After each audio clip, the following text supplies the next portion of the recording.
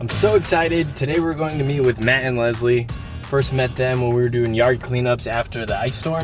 We're helping one of their neighbors who's our client and cleaning up their yard, and they needed help too, so we got their yard cleaned up and now they need help with their garage. I'm really looking forward to hearing what they're envisioning for their space and helping their family too.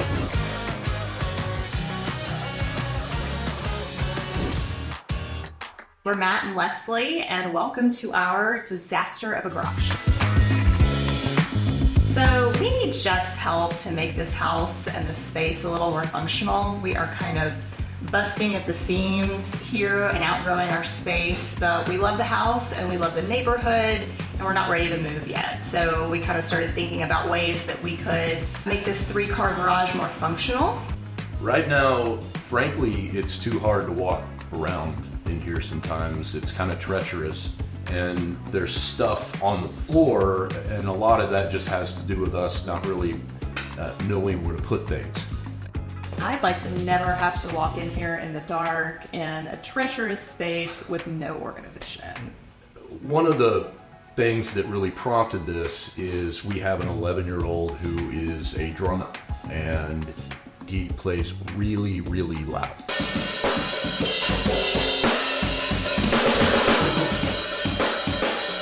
Really loud.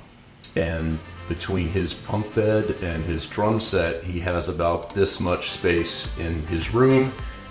And I work from home and my office is right next to that room.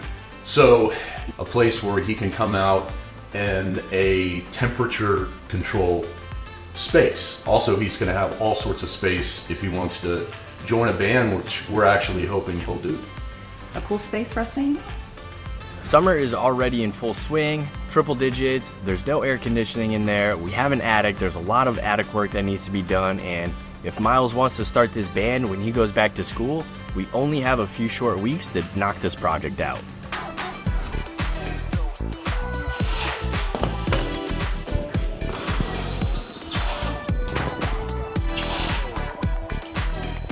So the soundproofing is underway here at Matt and Leslie's. We're right on track, and this is the most critical and challenging phase of this project. So in order for us to make sure that Miles has a great space for him to play drums and his parents and the neighbors don't hear it, we really have to nail this.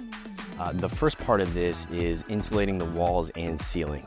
In order to do so, we need to drill 2-inch holes into the wall and then fill them with insulation, as well as pump it in from above the ceiling. We're gonna get that done and then put up the sheetrock.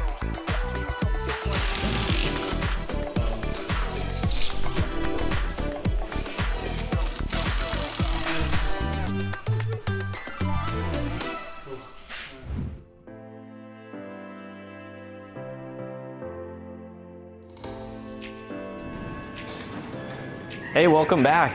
Last time you guys were here, we didn't even have doors on this place and we were hanging drywall. So the job's all done now. I want to give you a quick tour.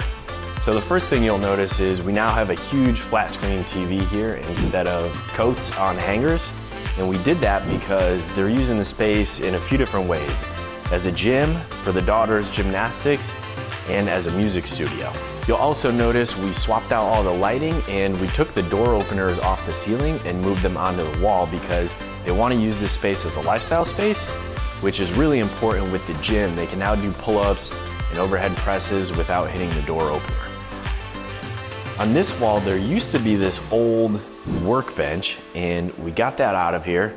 We got their bikes and their biking gear on the slat wall, and we replaced that old workbench that was fixed in place with the folding workbench because Matt doesn't do a lot of projects, and when he does do projects, he can fold this up and do his work. In the meantime, there's space to walk around and use the gym. We did a custom concrete pour out here so they could safely get into and out of the space on both doors. We hung the yard tools on the slat wall. Now whenever Matt needs to do some yard work out back, his tools are really close to the back door, and he can do that without having a sink in his way. All right, and with that, this project is done. So we're gonna say goodbye to Jerome, and Miles is gonna come out and play us out.